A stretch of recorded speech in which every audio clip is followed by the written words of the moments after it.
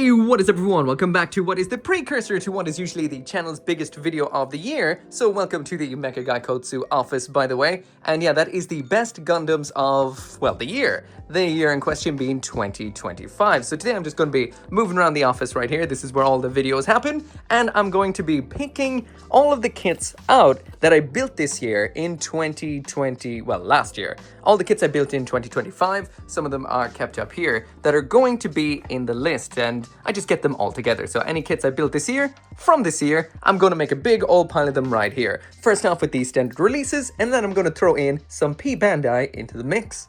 So basically everything starts off usually around here. I did this video last year and this is the exact same notebook that I used pretty much. I've been using since 2023's video, I think. And kind of see, I have all the kits from that year written out right here and basically the ranking they would have, and it kind of makes it easy to put them in order. It also kind of makes it fun to kind of make some kind of little diagrams or informatics about what has happened. For example, here's the general gist of how many kits would have gotten what ranking, a little handwritten Venn diagram right on here with how many kits were what. So that big red section right there is how many kits were high grades, and it seems like the year here was dominated predominantly by Gundam G Quacks, of course, because that was this year's anime. Like if you pop back to 2024, it was mainly Gundam Seed Freedom kits, and the year before that then was Gundam Witch from Mercury. These four guys here, these are kind of the ones that are all tying for the 10th position right now, so I can't really decide which one I think is the best. They're all great kits,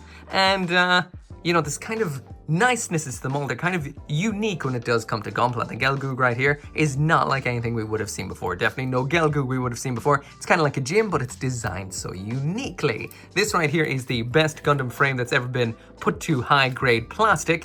The Zagok right here, just such a fun kit with the little bit of a justice inside. And then the Galus right here is just like, you never really see too many nice high-grade Zeta kits. They kind of release like one a year, and you know, they all kind of deserve it by having to decide which one's gonna get it. And over here, these three boxes are three kits I just didn't get around to at all. They kind of arrived a little bit late. So the White Gundam, Char Zaku, and the Zaku GQ right here, I don't think they would have made the list anyway because we do have variants of those. We've got the Police Zaku, which is like the Zaku, and the Red Gundam, which is like the White Gundam. None of those made the list as far as I know, so not the biggest deal. I would prefer to have completed them, honestly, but anyway, let's find some kits.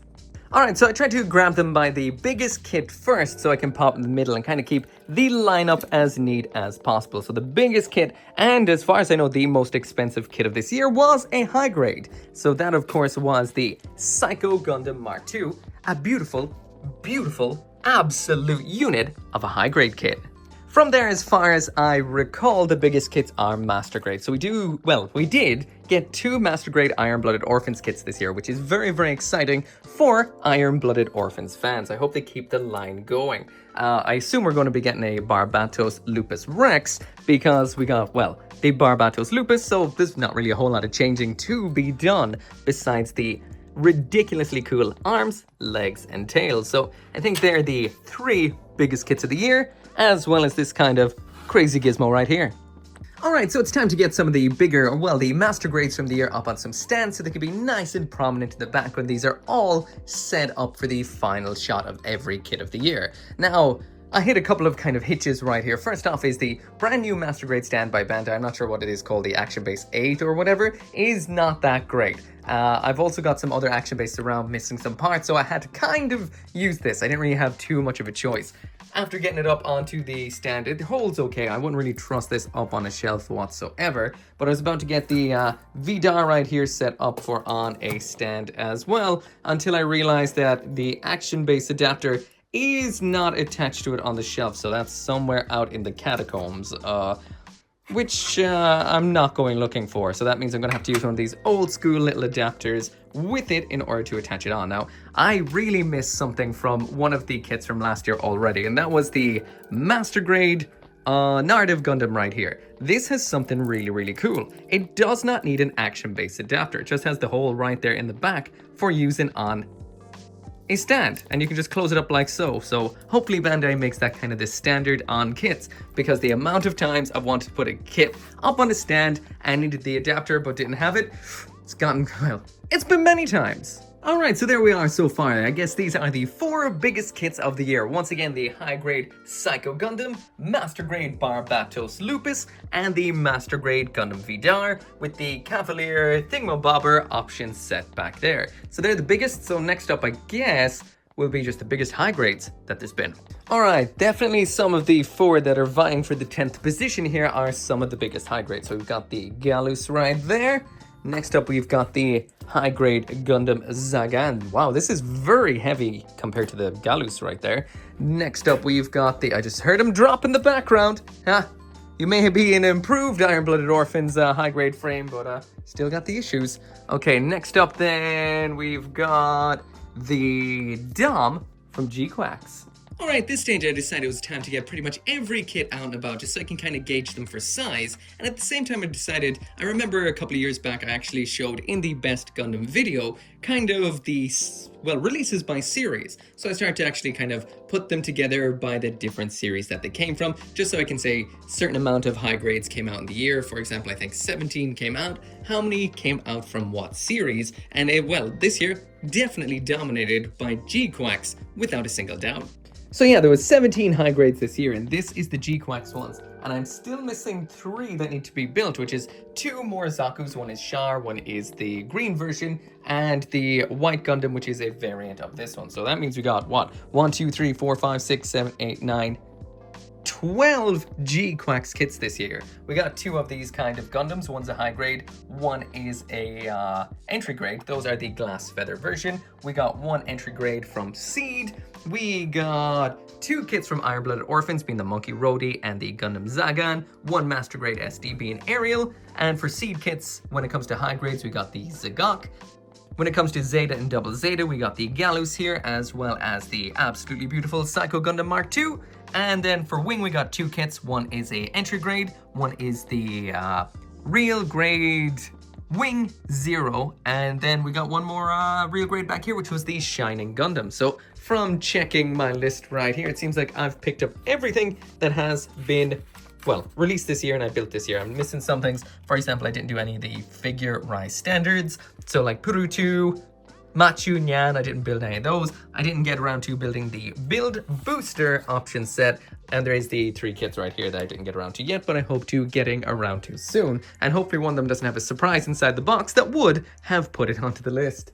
So just setting the kits up in the hanger right here, just to kind of get some shots for the final video, saying basically, well, the amount of kits that came out from what series, the 2 right here, being the ones from Iron-Blooded Orphans. The one thing I wanted to say here is this has been kicked from the potential for the 10th position, mainly because its hips are absolutely pretty abysmal, as well as its waist joint, which are actually, you know, I don't know if you've seen the review of this kit, but for the most part, this has been built up from scratch as a Gundam frame for 2025, which makes it a very solid, nice kit. But some parts are actually leftover joints, including the hips and the waist, and they're already going the way of the Gundam frame, and that is floppy. But anyway, continuing on.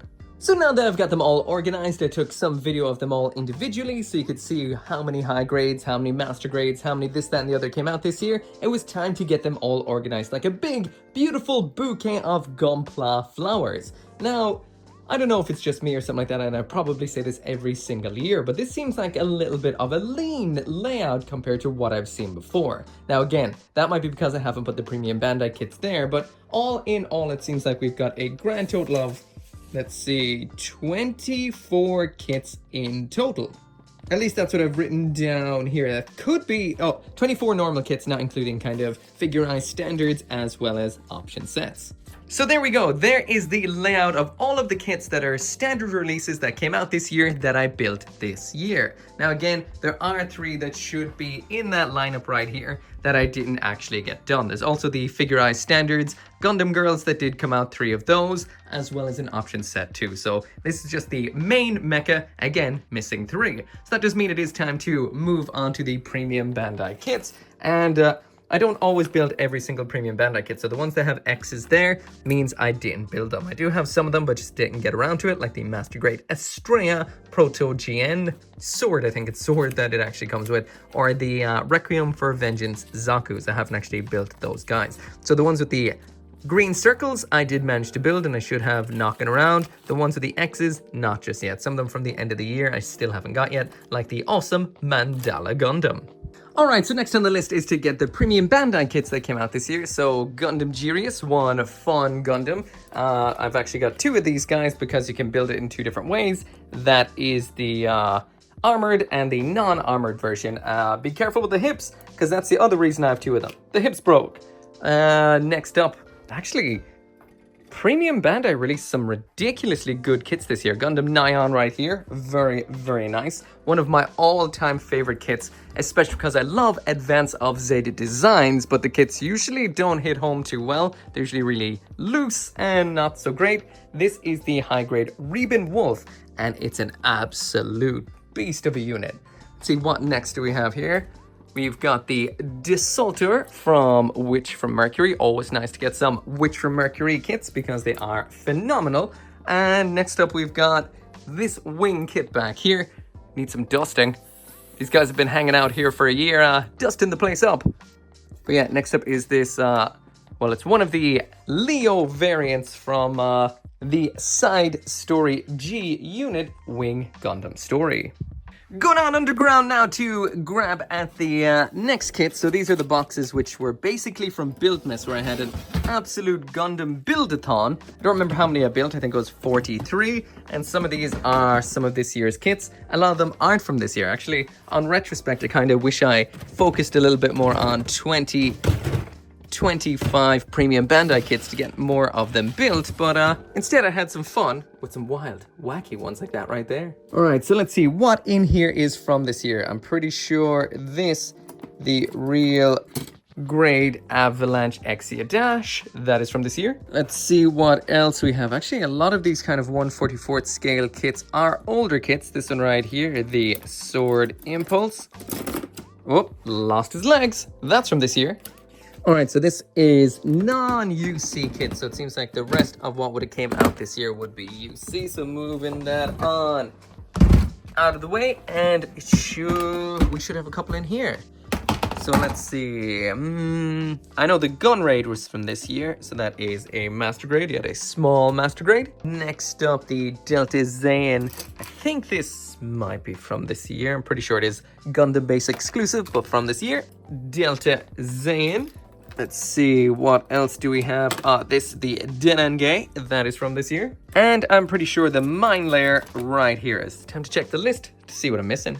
All right, according to the old list, I'm missing a couple guys right here. The D Gundam First is one of them. I think I've got him up there in the Gundam wall.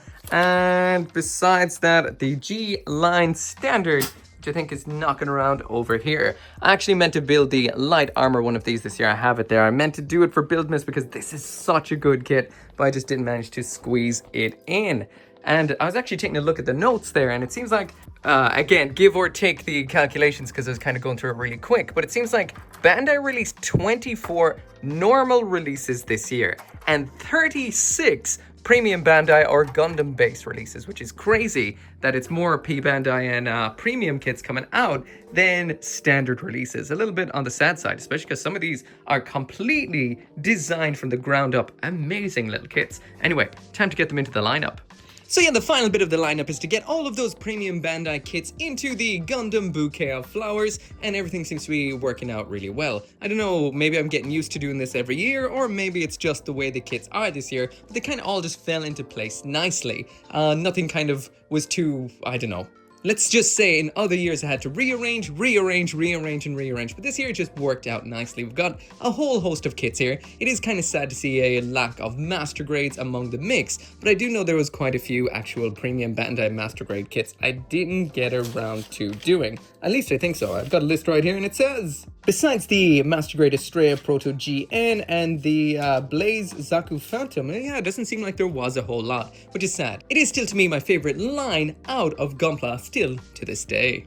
So anyway, there is the entire crew. So this is every kit that came out in 2025 that I built in 2025, including standard releases as well as premium Bandai. Again, I haven't gotten around to all of the premium Bandai. Every year I say, I'm going to build all the kits that come out in the year, and I never actually do get around to it. But this right here is the crew. There was some absolutely fantastic kits this year, with a lot of nice premium Bandai kits built from the ground up, like the D Gundam first. We have the Dinangay right there, the starting to forget names now, the it's similar to Reben Wolf, but it's not the Reben Wolf. Yeah, some very, very nice kits. Anyway, so one question I do have for you guys, if you're watching this video right here, is I'm going to do some categories again this year like I did before, aka Mecha's Choice, which is the kit that came out this year that didn't make it into the list that I personally like the best. Worst kit of the year. I did have most stickers last year, which was suggested by you guys, because some kits came with a whole ton of stickers. So if you can suggest an award category for either a good aspect